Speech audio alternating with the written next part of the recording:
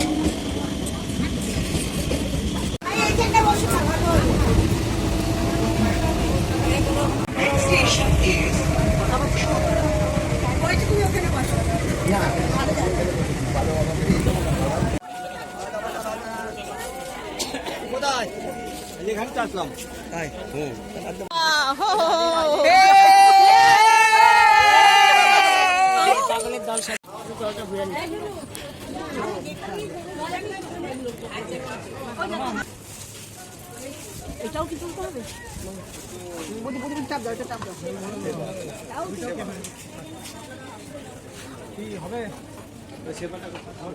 ঠান্ডা আছে না?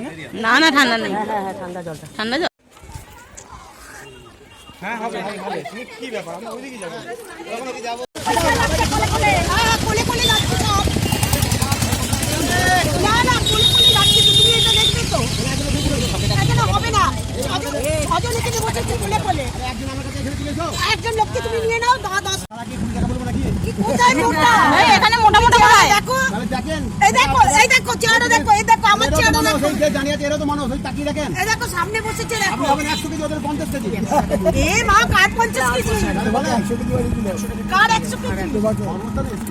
এই আমাকে দাদা হলুদখানে এসেছি এর আগেও এসেছি 10 টাকা করেই হয়েছে। এটা কালকে আসছিল কালকে একটা কথা বলবো না। ছোটবেলাকে শিখিয়ে দিয়েছিল আপনি জিজ্ঞেস করুন। ওরে বাবা ও উনি আরো রংবাজ। তেরি কষ্ট কথা বড় বড় কথা না কিন্তু যেটা রেট নিচ্ছে সেটা বলুন।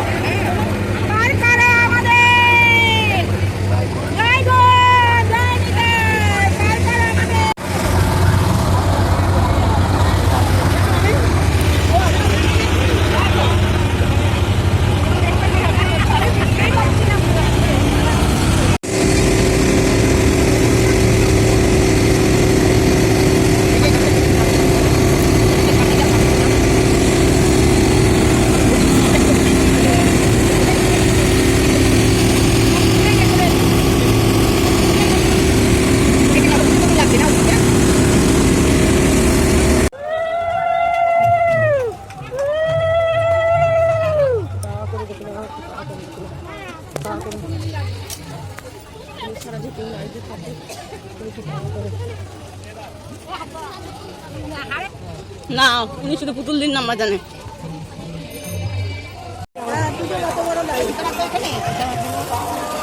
জুতা রাখবা জুতা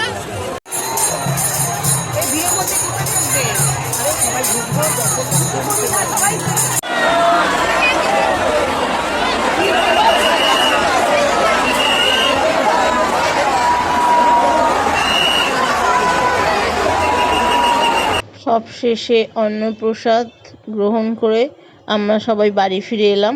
তাহলে বন্ধুরা কেমন লাগলো আমাদের এই অগ্রদ্বীপ ট্রিপের ভিডিওটা?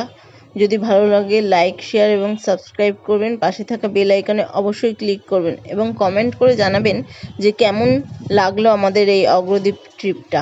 ভিডিওটা দেখার জন্য অসংখ্য ধন্যবাদ।